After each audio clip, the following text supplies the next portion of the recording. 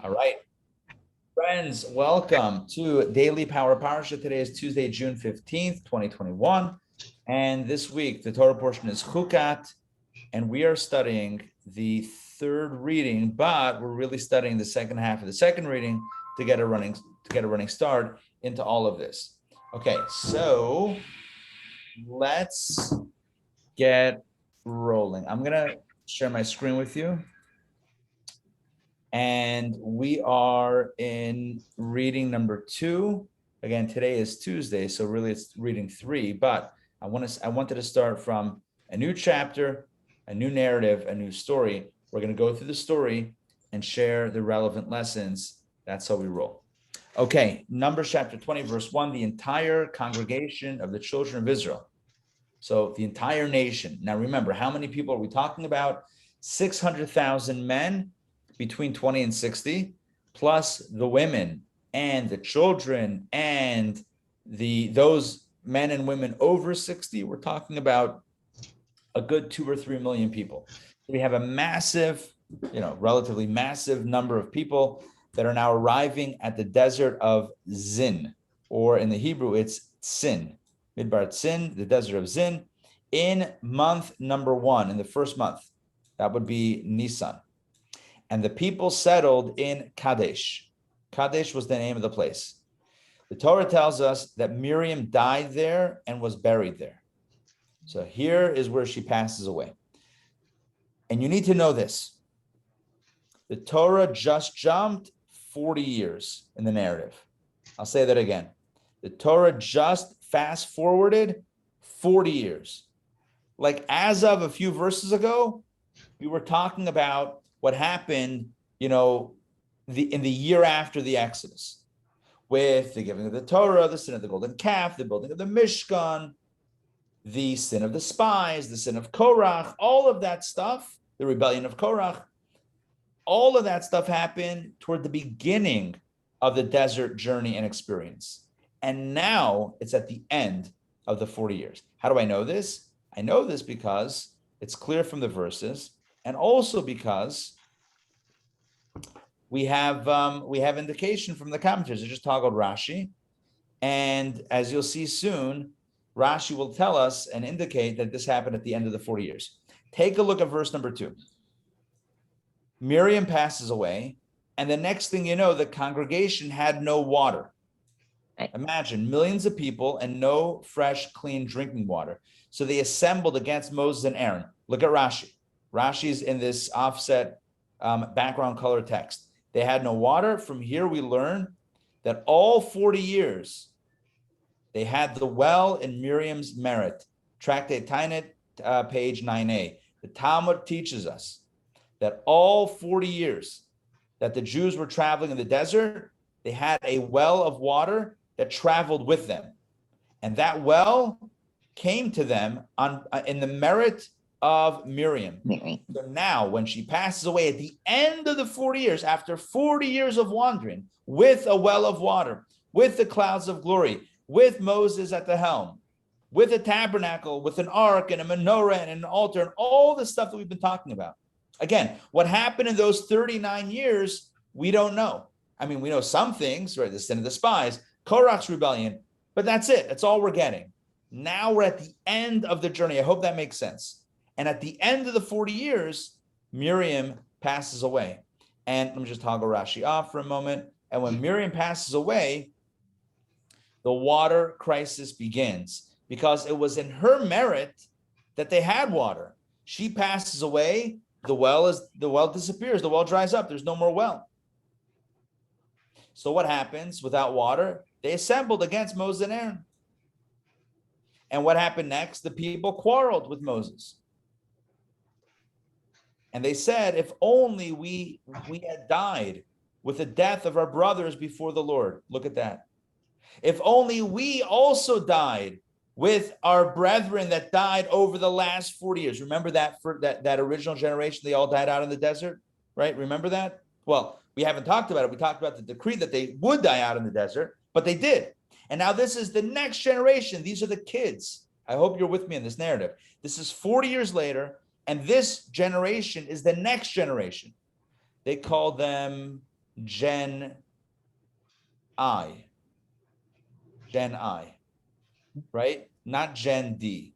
That was the desert generation. This is Gen I, the Israel generation. This is the generation that was going to go and did go into the land of Israel.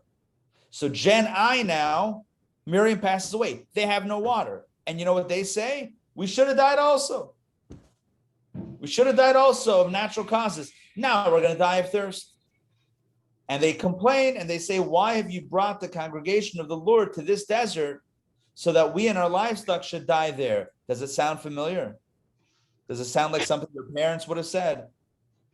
Yeah, it's like a throwback. It's like what the other generation, what the previous generation said. Why did you take us out of Egypt? We had it so good, right? The craziness of saying that. It was so good. It was so peaceful. We had our cucumbers and our watermelon and our leeks. It was gewaldic. It was amazing. And now we're in the desert and there's no water. That's what the previous generation said, and this is being echoed now in the voice. Rabbi. It reminds me of like an artist like Picasso, not appreciated while around. Like now Moses is our hero, but he had it rough.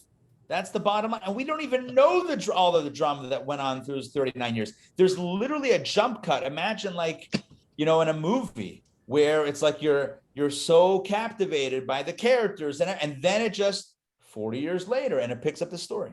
This is what's going on in Torah. The jump happens literally right here. 20th chapter of Numbers. It jumps 40 years at the end. So until now was the beginning of the 40 years, and now it's at the end of the 40 years. New generation, Miriam passes away, there's no water, the people quarrel, the people complain. Oh, here we go. Oh, verse 5, it continues. Why have you taken us out of Egypt to bring us to this evil place? Evil place. It is not a place for seeds, right? You can't plant in the desert. Or for fig trees, grapevines, or pomegranate trees. And to boot, there's no water to drink. There you go. There's no water, and now we realize how terrible life in the desert is. Now, did they know that they were going to very soon, imminently enter the land of Israel? They knew that. They knew it was 40 years of wandering. They knew that they were at the end of that time span. So why they complain? I don't know. They complained. They panicked. They had no water, and everything came out, all of the pent-up emotion. I mean, they watched their parents die in the desert. So there's a lot of drama here. A lot of trauma is better than drama. A lot of trauma here. So Moses and Aaron moved away from the assembly to the entrance of the tent of meeting, the Mishkan, and they fell on their faces. Then the glory of the Lord appeared to them. By the way, if this sounds familiar, that pretty much happens, I don't know, a dozen times or so in the book of Numbers, where the people are complaining. Moses and Aaron don't even know what to do anymore. They fall on their faces and God appears and lets them know what the deal is. Now, I need to clarify a few things. Okay, very important. There were 3 essential miracles that happened for the Jewish people when they were traveling in the desert for the 40 years. Number 1, they had water.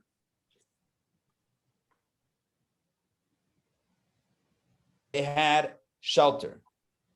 So it's usually food, clothing, shelter. Here I'm doing food, water, and shelter. So let's go through the three things. There was a well, a very special well known as the Be'era Shel Miriam, the well of Miriam, Miriam's well. There was a well of water that traveled with the people miraculously, provided all sorts of water supply, whether it was for drinking or for cleaning. All your water was supplied by the well. It was in the honor and in the merit of the great righteous person Miriam. Then there were the clouds of glory. The clouds of glory came to the people in the merit of Aaron. Clouds of glory. Let me explain. The Anani Hakova, the clouds of glory that protected the Jewish people from the scorching hot sun on top and from the burning hot desert sand. And it said it would also launder their clothes somehow right? This is before dry cleaning. There was cloud cleaning. I can't explain it, but that's what it says. The cloud came in the merit of Aaron, the high priest. And the third miracle, which was the food, the manna from heaven, which of course I think we're all familiar with, right? The manna, the heavenly bread, heavenly food that came to the doorsteps every morning, that came in the merit of Moses. 3 siblings, 3 miracles. In the merit of Moshe, they got food. In the merit of Aaron, they got cloud coverage, cloud protection. And in the merit of Miriam, they got water. Well, Miriam is the oldest of the 3 siblings, and she is the first to pass away at the end of the 40 years. As we'll see soon, all 3 pass away within a short amount of time. So Miriam passes away. And immediately the water is done. What happens? The people have no water. They assembled and they quarreled, right? They had no water. The verbs are assembled and quarreled. Those are the verbs, right? What they do, they had no water. That's a fact. What they do, they assembled and they quarreled. What about mourning Miriam's passing? What about grieving for the loss? What about feeling the pain of this righteous leader amongst the people having been taken away from them? There's no mention in the Torah of the people mourning the passing of Miriam. Did you notice that? There's no mention. It literally says she passes away. And the next thing you know, the focus is on the water and the complaints about lack of water, right? So what's going on? What happened with mourning Miriam? And our sages tell us one of the most powerful messages that you and I can hear. This is unbelievable. And the message is that so often when a loved one passes away, machloket breaks out. You know what machloket is? Machloket is fighting. Yeah. Conflict breaks out, right? This is tragic. A loved one passes away, and instead of the family uniting, the family divides. Oh, yes. And a fight breaks out between the siblings or the uncles or the aunts, whatever it is, right? This is a fact of life. It's an unfortunate fact of life. Doesn't happen all the time, obviously, but it happens. And it's unfortunate when it happens. And the Torah is giving us the first case of this in Torah. Here we have the passing of a righteous person. And instead of banding together in solidarity and in tribute and in mourning for this great righteous leader, Miriam, the people turn on each other. They turn on Moses. And this reminds us of why it happens. It happens when other things are prioritized over the memory of the loved one who passed away. Are you with me on that? When money, in this case, it's, I'm not downplaying water. But look, Moses and God can pull it off. They've done it before, they can do it again, right? But it's when you prioritize. It's when we prioritize the material stuff over what's really important in the moment is when the fights begin. It's like instead of just being present and connecting with love over the shared loss of a loved one, instead we're fighting over the will, or we're fighting over a piece of jewelry, or we're fighting over whatever it is, right? In the big picture, these are very small things relative to someone's legacy that we've all loved collectively. Are you with me on what I'm saying? Does this make sense? Yes. The Torah is giving us for instance, the Torah is giving us an example of this, a tragic example where Miriam dies, and the next thing you know, no one's even paying attention to her. No one's even mourning her. It doesn't say that the people cried. There's no mention of mourning. Do you notice that? She died, she was buried, and the next verse, complaints. All right, I think I made my point. Any questions, comments? No? Okay. But what do you do with the complaint? The complaint's the complaint. It's a tragedy, but there's still a complaint. We got to deal with it. We got to deal with it. We got to deal with the complaint. Oh, Joy wrote, and not maintaining their legacy. Thank you. Thank you. Thank you. There's so much fighting that what happened to the legacy? What are we doing to commemorate, to pay tribute to our loved one? Who can work together if we're all fighting? That's one of the great tragedies of life. Now, obviously, it doesn't happen all the time, but it happens enough that we need to take guidance from the Torah. The Torah shows us often what not to do, right? So the Torah is showing us a cautionary tale, or is telling us a cautionary tale about what happens when there are other things that are prioritized over the legacy, over the shared experience. By the way, one thing one of the messages when tragically someone in the community's parents or loved one passes away, one of the things that I always emphasize, always try to, and I mention again and again and again, is please do everything in your power not to fight. Like, well, who's going to fight? Trust me, just be very, very aware and vigilant to make sure that no machloket breaks out. It's not good for you. It's not good for your siblings or relatives. It's not good for the loved one who passed away to see the kids fighting. That's not what they wanted. That's not what they want. Doesn't give nachas, right, etc. All right, enough said about this. Let's continue reading number 3. So now we have an issue. There's no water and the people are complaining and it's getting pretty tense. So notice no plague breaks out. Remember in the past, like people complained about water, about the food, and like plagues break out. No plague. God has chilled out. It's end of 40 years. It's 40 years later, right? God's like, you need water? You're complaining. You want to go back to Egypt? You guys. You guys, I'll give you water. No big deal, right? God has definitely taken a bit of a different approach over here. The Lord spoke to Moses saying, take the staff. So God says to Moses, take the staff, right? The staff, the same staff that Moses took to Pharaoh to do the plagues, to split the sea, right? The staff, right? As Rashi says, the staff, nope, not here, but elsewhere. The staff is the staff that we know. And assemble the congregation. You and your brother Aaron, 40 years later, it's the same crew. Moses and Aaron and the people, amazing. Well, new generation, but assembly, and speak to the rock. Look at this, speak to the rock. This is not Dwayne Johnson we're talking about. This is the rock. There is a rock that traveled. Those of you that get that reference, you get it, right? Speak to the rock in their presence, in the presence of the people, so that it will give forth its water. Speak to the rock so that it will give forth its water. And do so in the presence of the people. You shall bring forth water for them from the rock.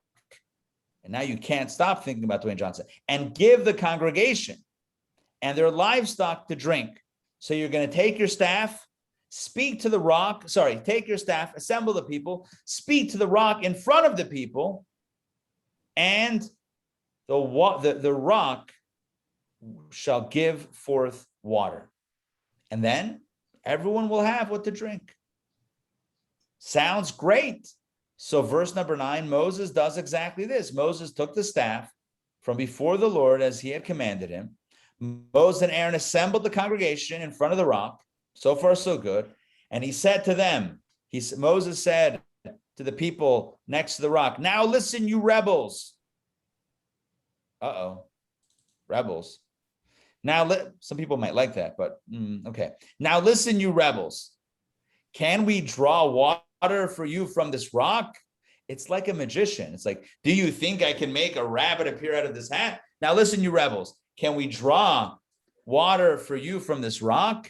Right? Rhetorically stated. Moses raised his hand and struck the rock. Struck the rock with his staff twice. When an abundance of water gushed forth, in other words, after which an abundance of water gushed forth, and the congregation and their livestock drank. Now, if we pause it right here, I'm going to go so you can't read verse 12. If we pause the narrative, sorry, I'm being mean like that. So if we pause the story right here, you and I would most likely say, beautiful. I think that was handled very well by all the parties. Look, Miriam passes away. The water dries out. There's no more water. The people complain. Moses and Aaron fall down on their faces. God says, don't worry. We got this. We're going to do this together. You take your staff, Moses, gather the people, speak to the rock. The rock will give water. So Moses does that. He gets his staff. He gets the people. He says, do you think we can produce water from this rock? He hits the rock twice and out comes the water. Sounds great. But you know the problem. This is not your first rodeo, right? You guys know the problem. Moses was told how to bring forth water. What was he told to do? To speak to the rock. Speak to the rock. And what did he do to the rock? He hit it. He hit the rock. And you might think, well, what's the difference? It's still amazing if water is coming from a rock. What does that even mean, right? How does it even work? Hitting, speaking, who cares? It's still a miracle. But I want to tell you this. And this is something brought in the good books, especially the works of the Hasidic masters. If you can produce results through positive encouragement, you have no right to use brute force. Are you with me in what I just said? Yes. If you can produce water by speaking to the rock, you have no permission to hit the rock. Again, literally, but also allegorically. And I'm going to explain more soon, but look at God's response. Immediately, God turns on Moses and Aaron. The Lord said to Moses and Aaron, since you did not have faith in me to sanctify me in the eyes of the children of Israel, therefore you shall not bring this assembly to the land which I have given them. You will not go into the land of Israel. These are the waters of dispute, known as the Mei Meribah, where the children of Israel contended with the Lord, and he was sanctified through them. But in the aftermath, the fallout, the collateral damage, if you will, is that Moses and Aaron, but let's focus on Moses, will not lead the people into the promised land. Why? Because he did not have faith in me, and he did not in God, and he did not sanctify God in the eyes of the children of Israel. The commentaries struggled with what went wrong. What exactly was the problem? Clearly, we see that Moses hit the rock instead of speaking to the rock. As I asked before, who cares? Clearly, God cares. I gave you a little bit of a tidbit of an explanation. If you can speak, you have no right to hit.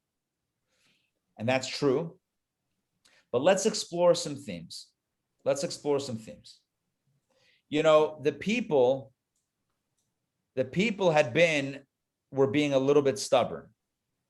When I say stubborn, I don't mean literally stubborn. I mean a little bit difficult.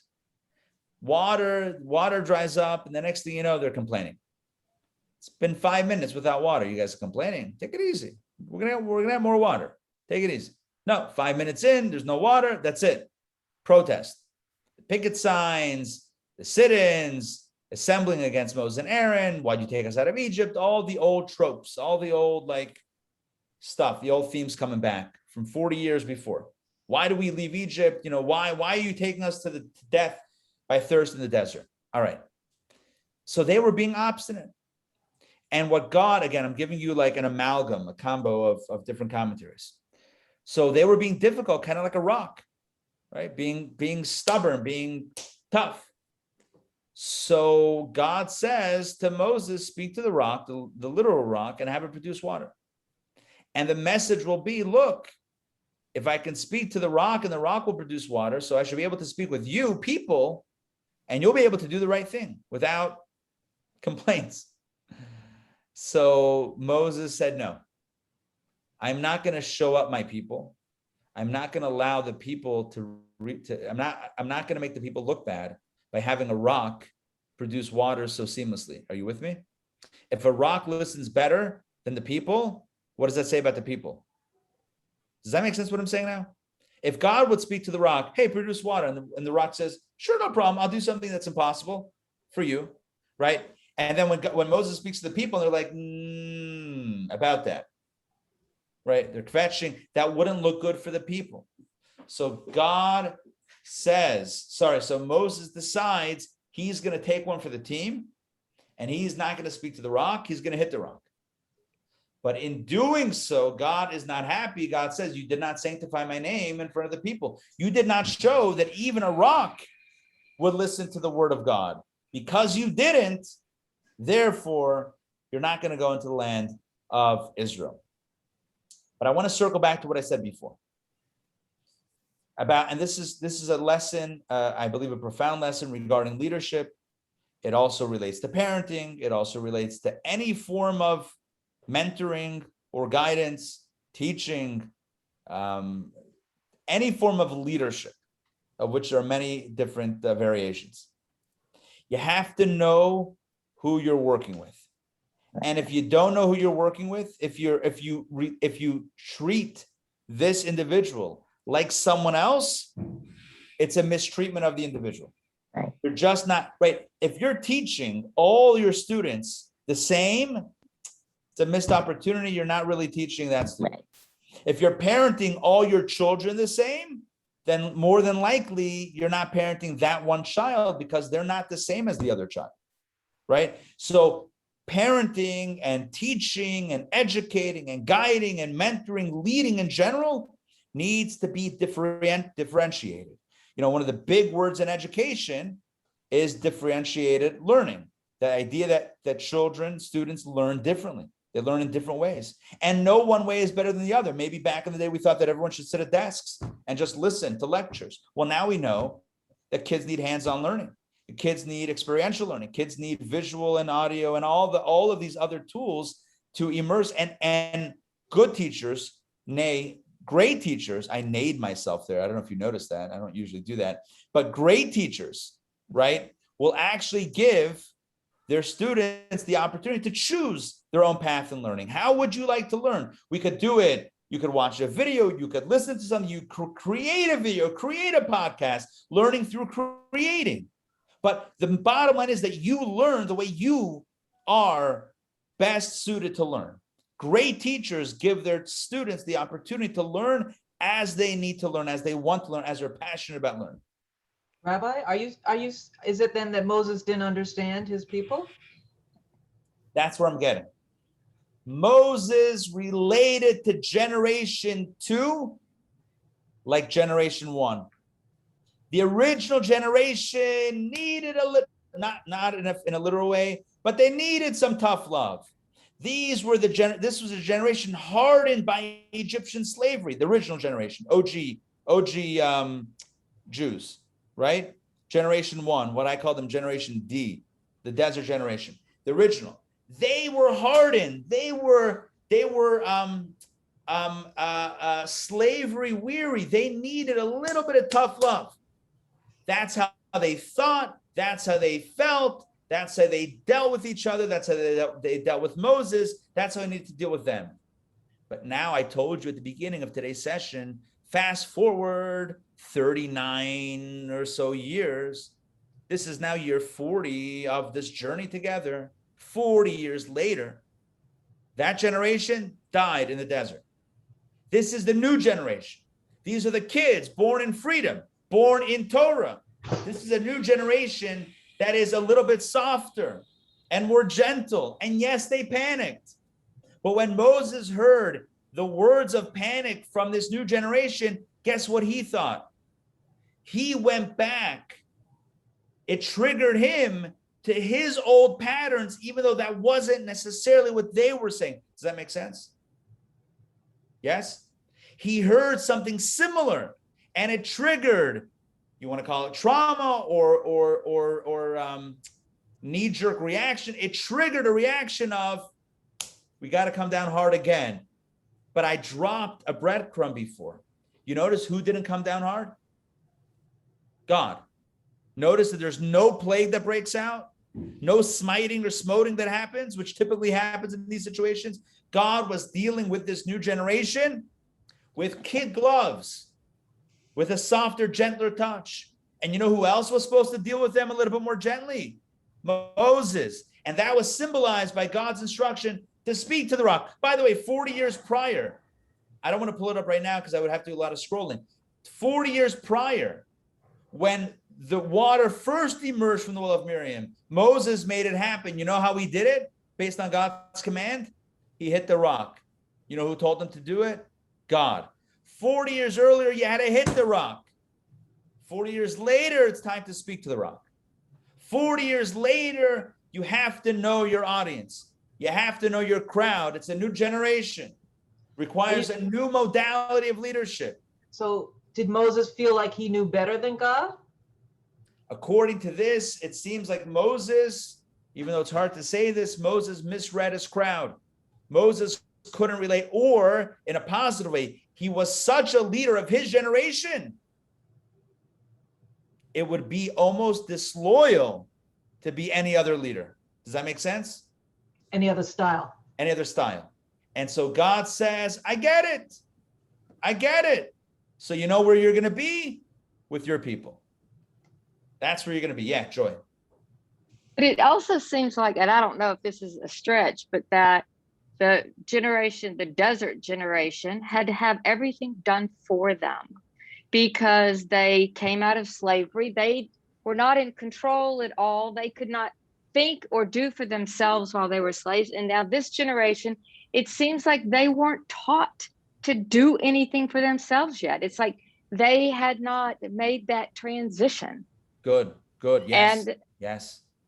So, And God tells Moses, I want you to speak to the rock, but that's symbolic of educate and guide. They need that instruction. They don't need it over the head, right? They don't need a tough love approach. They need a warm, gentle touch. And there's two ways to understand that. Either Moses couldn't relate to them, or he was such the ultimate leader of his generation that's where he needed to be, in that space, in that modality, in that style, and in that physical location. And so God says, not a punishment necessarily, as a consequence of you being, let's say it positively, the ultimate leader of your generation. So it makes sense to find someone else to lead a new generation, right? It's kind of like the Rolling Stones. Is it the mitzvah of the Rolling Stones to create a new generation of fans? I don't know. Is it about converting new fans to, right? It's about, I'm not a Rolling Stones expert. I'm just using that as an example, but it's not, there's no problem with cultivating keeping connection with your people, right? With your audience, right? Do you have to try to be someone that you're not to appeal to a new audience? No. Right? In other words, what I'm trying to say is it's not a flaw in Moses. It's really more that that's who he was, that's who his people were, and they maybe even shouldn't be any different than who they were, authentic to self. And Moses was the ultimate leader for his generation. But now there's a new generation. Now it's a more gentle approach, so we need a new leader for that. Cue Joshua. I will tell you, the Rebbe spoke along these lines many times, and said in our times, paralleling our times, the generation of Europe that saw pogroms, generation that came over, the immigrant generation, they were hard. They were a hardened generation. They were okay with learning and telling their children, don't ask questions, do it because that's the way it is, right? Hit you over the head with Judaism, right? You can't ask questions in Sunday school, that's the way it is. But the Rebbe said, we live in a new generation. We live in America.